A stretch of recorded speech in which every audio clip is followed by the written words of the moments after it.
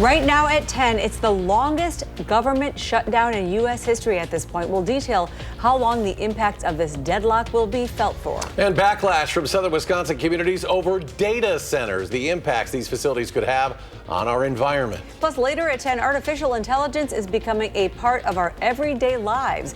What impacts the new technology could have on our jobs. That's all coming up on News 3 Now at 10. Good evening, everyone. Thanks for joining us. I'm Sarah Carlson. And I'm Eric Franke. We begin tonight with breaking news. A 26-year-old woman dead after a fatal shooting in Milwaukee. Police say a person is in custody. Last night, officers were called to the area of North 39th Street and West Lancaster Avenue in the city of Milwaukee for reports of a shooting. That's where they found Ariel Spillner with gunshot wounds. She later died at the scene. Now, she graduated from DeForest High School back in 2017, where she was a standout basketball player. Milwaukee police list her most recent address as Arena. Milwaukee affiliate WISN-TV reports that she was a pharmacy student at Concordia University, which is in Mequon. A 31-year-old was also injured and taken to a hospital for treatment. Police say charges for the person in custody are pending. Next at 10, we are now in the longest government shutdown in U.S. history. For federal workers, that is 36 days of uncertainty. But as our Maddie Himes reports, the shutdown's impact could last months or even years. Since October 1st, federal workers across the country and right here in Madison have been receiving blank paychecks. How do they pay for gas to get to work? How do they pay for the essential things like paying for diapers for their children, putting food on the table, paying their mortgage? But it's not just financial fallout. Jason Anderson, who represents federal workers in Wisconsin through the American Federation of Governed Employees, calls it a morale crisis. What does that tell the worker? It says that you're not valued and you're replaceable. And one that could hurt the public sector for years and even decades to come. People are going to look for other avenues of earning a living, even if it actually means earning less. Urs Mears, expert at the UW-Madison School of Business, says the length of the shutdown, the uncertainty over back pay, and the ongoing pattern of federal layoffs will make it difficult to recruit new talent. Because at a certain point, there's no amount of money that can make up for all the uncertainty. Meaning we could permanently lose air traffic controllers, Social Security administrators, engineers, and scientists to the private sector. We're humans, we're public servants, we've been doing this for a long time, and you're treating us like we're less than human. If federal workers are paid when the government opens back up, Anderson warns those workers will still be subject to a delay before the money gets to their pockets. Maddie, thank you. This government shutdown surpasses the previous 35-day record set during President Trump's first administration in 2019. Now to the weather, a mild but breezy day across southern Wisconsin. Alex, more of the same tomorrow? You betcha. More of the same tomorrow, more of the same on Friday. We'll even add a couple showers in for Thursday night, and then that wintry stuff is still in the forecast as part of the three things you need to get out of the forecast during the newscast this evening. So we've got some mild weather still in the forecast, and then some not such mild weather as we head into Saturday night and early Sunday. This is all the talk on social media, of course, in the weather community as well. We've been talking about it for days. This track of this weather system coming in from the north and from the west could bring us our first measurable snow of the fall and winter season. A slushy inch or so is possible, as it looks like right at this point in time. When I come back here in about, in about 15 minutes or so, we're going to track both of these weather systems, the showers for Thursday night and this wintry mix that we're expecting Saturday night going into early Sunday. That's coming up in just a little while. Alex, thank you. A Greene County man charged with murdering his newborn baby will be going to prison. Today, Logan Kruckenberg Anderson was found guilty of first-degree intentional homicide and hiding a corpse. It was 2021. Kruckenberg Anderson shot his newborn baby twice in the head a day after she was born and left her in the woods. A sentencing hearing is scheduled for March 16. As we've reported, there are growing frustrations across southern Wisconsin with residents speaking out against data center proposals. In the midst of plans in Janesville and DeForest for these centers, Clean Wisconsin released a study saying these centers will consume a lot of energy and water in Wisconsin. A year ago, we never heard of one single entity using a gigawatt of energy. It is an enormous amount of energy. And now we're seeing data centers popping up in Wisconsin and all over the country that are planning to use that amount of energy. As of Monday, Janesville is still considering bringing a data center to the city. Now, the company QTS is planning to submit a zoning application form to the village of DeForest this month. We have reached out to QTS for more information, but have yet to hear back. The Dane County Humane Society holding an emergency pet food drive to support families in need. DCHS says it's been hearing from families who are heartbroken at the thought of surrendering pets because they can't afford to care for them with SNAP benefits on hold. So as a result, from now until Friday, Humane Society will accept donations of unopened cat and dog food, both wet or dry, and cat litter as well. Monetary donations can also be made online to help DCHS purchase food and litter. We are all a part of the same team. We're part of a community, and we're here for our community. We're here for our animals in the community and for their families, and we want to see them stay together. And if this helps achieve that, we are all for it. DCHS will hold a pet food pantry for families in need this Saturday from 9 a.m. to noon at their barn. The shelter asks any families arriving to remain in their vehicles as volunteers load supplies directly into those vehicles. Well, it turns out girls hockey is growing at an unprecedented rate. According to USA Hockey, participation in the sport has surged 65% over the past 15 years. Locally, the Northern Illinois Hockey League is leading that charge with 75 girls teams across 5 states. Players with the Badger City Hockey Club say girls hockey is a very welcoming sport.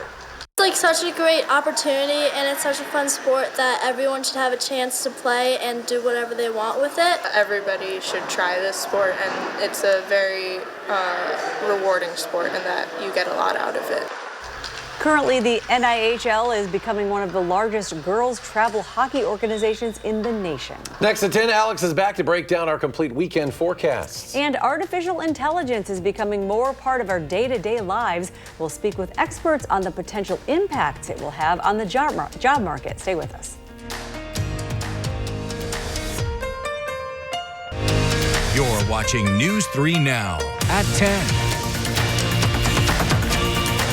Welcome back. Artificial intelligence, it is ever evolving and becoming more and more a part of our everyday lives. News 3 Now's Jalen Banks brings us answers on its growth and impact on the workforce. AI is entering nearly every space. It's now finding its way into some of our workplaces. I had the chance to catch up with one AI expert who says it's not only going to impact white-collar jobs, but blue-collar jobs as well. Artificial intelligence. More and more, we're seeing it integrated into our everyday lives. ChatGPT, algorithms, you name it. And the warnings of its impact on the job market is dominating headlines. Listening to an audiobook, and the audiobook is being read by an AI voice. So my response was, so that's one job that's already being eliminated by AI. And those job market concerns are something Matt Sykes, director of UW-Madison's AI Hub, is looking closely at. Fastest changing technology in the history of mankind. ChatGPT hit 100 million users in 2 months. Fastest in history. It's about to hit 1 billion. Most people compare it to the internet. That's the closest analogy we have. The internet hit on the desktop, hit 50% penetration in the US households. It took it 12 years. We think that the AI chatbots, it looks like it'll be 3 years until it hits 50%. A study by JP Morgan looked at a recent unemployment rate for college grads, which is at a 4-year high of 5.8% in March of 2025. In their findings, they saw majors exposed to AI, such as computer engineering, graphic design, architecture, and industrial engineering, have all seen significant increases in graduate unemployment. It's not just white-collar jobs that might be on the chopping block of AI. Here's what a recent call to order breakfast sounds like. Quick question, are you AI? Yes, I'm a digital order taker. So just to clarify, you're not a real person? That's correct, I'm not a real person. I'm here to help you place your order. AI is now competing with humans for unskilled labor and service jobs, and that competition might increase as technology develops. By 2030, nearly 1 in 3 work hours in the U.S. could be automated. This shift is expected to hit low-wage jobs the hardest, especially those in office support, food service, customer assistance, and production work. Workers in these lower-wage roles are up to 14 times more likely to need to change occupations compared to those in higher-paying jobs. That means nearly 12 million people will likely have to find new kinds of work as AI takes on more tasks. Automation, however, isn't new. Since 2000, about 1.7 million manufacturing jobs have been lost to machines and AI, and more than 13% of American workers report having lost a job to robots or automation. Entry-level positions remain especially vulnerable, with nearly 50 million jobs across the country at risk of being transformed or replaced in the coming years. So what are other ways that you're seeing across the business space and just the world as a whole, how AI is being integrated into everyday work life? Each individual function in a business has a different way that AI comes for them. So if it's marketing, it's AI targeting or content creation. If it's customer service, there's a customer service chatbot. If you're in HR, they're using it for resume screening. Finance is using it for fraud detection. And so that's where, on one hand, it's just being more productive, but the second is, as a business, which piece of my business am I thinking about and how can I power it with AI? For people with concerns about being replaced, how do you go about having those conversations or informing everyday people as far as job security and job safety? These are the questions that people are asking. So these are very valid questions. It's a reality. So there will be jobs displaced by AI. Self-driving trucks launched in Texas months ago. There's a world where trucks are being driven by AI. However, Seitz feels the need for human connection will be a key component for employment in the future, something he says is harder for AI to replicate. McKinsey did an analysis on the future state of trucking, and they found that 10 years from now, they only expect 15% of trucking routes to be delivered by AI. Well, why would that be? The answer is the truck driver does a lot more than just drive that car, the truck. They meet with the person they're picking their load up from. They meet with the person they're delivering it to. Where does Dr. Seitz foresee AI being 5 years from now? I think at the core, I think we will have adjusted to this world and we'll have developed a whole new set of skills as to how to work with these things that seem sort of magical, but as also we'll really understand them better. I think we'll have more comfort with dealing with change because this is going to be as big of a change as one we've had in the past. And so I think we'll have better muscle and comfort with saying, okay, something new comes along, here's how I'm going to deal with it. If you at home would like to learn more about AI, the United Nations has an ethics course on AI, and Google has an essentials course on how to use AI. You can find a link to those on our website. Just head on over to channel3000.com. That was Jalen Banks reporting. Thank you, Jalen. In other news tonight, authorities in Kentucky say at least 11 people are now dead after a UPS plane crashed during takeoff in Louisville last night. Video shows the plane's wing on fire during takeoff and the aircraft exploding into flames shortly after leaving the runway. That plane hit a nearby petroleum recycling plant and an auto parts facility with 38,000 gallons of fuel. Now, that fire raged overnight.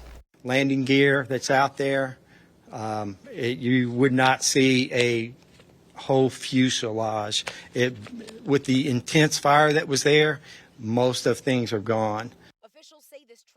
Officials say this tragedy could have been worse as many of the employees had already left those businesses before the crash. Kentucky's governor says the state's disaster relief fund is set up to help victims' families, including paying for funerals. Today, the Supreme Court heard arguments over President Trump's sweeping tariff policies. The Trump administration arguing the president has legal authority to impose sweeping tariffs on foreign nations without congressional approval, but several justices, including some conservatives, question the administration's interpretation of the law and where to draw the line. What would prohibit Congress from just abdicating all responsibility to regulate foreign commerce, for that matter, declare war, to the president? We don't contend that he could do that. If it did, why not? Legal experts say this appears to be the first time conservative justices expressed skepticism on one of President Trump's major policies. The court is expected to rule next year. But even if the president loses the case, some tariffs enacted under other statutes will remain, including those on steel, aluminum, and automobiles. Looking at the weather now, plenty of events in Madison this weekend. We have a Badger game, we have the Farmers Market, a marathon. Alex, is the snow thing still happening? It is still in the cards. It's still in the forecast, even with the latest future track that we're showing right now. By the time we get to 1:30 in the afternoon on Saturday, we're starting to see that mix of rain and some of that wet snow from Viroqua to Lone Rock to Madison, Janesville, and areas off towards the south and towards the west. 3:30, that's that all-important time for the Badger game. Those rain showers and those few snowflakes knocking on the door here in Madison. As we move into the evening hours, what we've been seeing in the latest weather model runs each time is a little bit of a southward shift with each model run, bringing that snowfall from, let's say, the Dells to Madison to Janesville with the latest projections that we've been seeing throughout the day today with this weather model that's been the most consistent over the past couple of days at keeping an eye on the projection here. As we go into Sunday morning, 7 o'clock, even if the snow is done, we're still going to be dealing with gusty winds, cold temperatures, and those winds out of the northwest are going to continue through the day on Sunday. Even some snow showers still a possibility as we go into Sunday afternoon. This track of this weather system is absolutely critical, as it always is, for snowfall prediction. This is a Clipper-like system. That's the yellow line. Our track is this green line, taking it through Iowa into Illinois and then into Indiana. Any further southward shift of this weather system will take the snow further to the south. Folks, we know that there is hunting and fishing and other activities going on across the state this weekend. We are not, southern Wisconsin, the only area that's going to be impacted by this weather system. Snow for northern parts of Illinois. Up to the north, as that low pressure system moves off towards the east, will keep the winds in and out of the north and northwest, bringing northern Wisconsin some snow shower activity and maybe even some lake effect snow for parts of the UP of Michigan and northern Wisconsin if you have any travel plans up towards the north over the course of the upcoming weekend. So a wintry feel here as we head into Saturday night and early Sunday. A slushy inch is what I'm thinking. Just a slushy inch, though, can cause a couple of little slick spots when those temperatures get down into the upper 20s Saturday night and early Sunday. And that southward shift could continue, taking that snow even further down to northern Illinois if that trend continues. Do have another weather system that we have to contend with. That's Thursday night, but each weather model run is looking a little bit less ominous, so to speak, here as we go into Thursday evening. Just a couple sparse showers, maybe a rumble of thunder. But as we've been looking at the weather models the past couple days, they've been taking away some of those showers each time the model updates here. So not expecting widespread or heavy rainfall at this point in time Thursday night going on into Friday. Maybe just a couple of showers and then that's out of here. Tonight, what's not out of here? Temperatures in the upper 20s to right around 30 degrees. And then we got temperatures back into the 50s with gusty winds on Thursday out ahead of that weak weather system that's going to come through here Thursday night going on into Friday. There are all those events, the Badger game, we've got the Farmers Market, we've got the Madison Marathon, and we've got the Packers game. And as I've been saying for the past couple of days, it's going to be chilly for all of those events, so bundle on up. And we're ready for it. We're ready for it. Thanks, Alex. Thanks, Alex. Next in sports, women's basketball makes its return to Madison tonight. Highlights as the season tips off for the Badger women under a new head coach. That's next.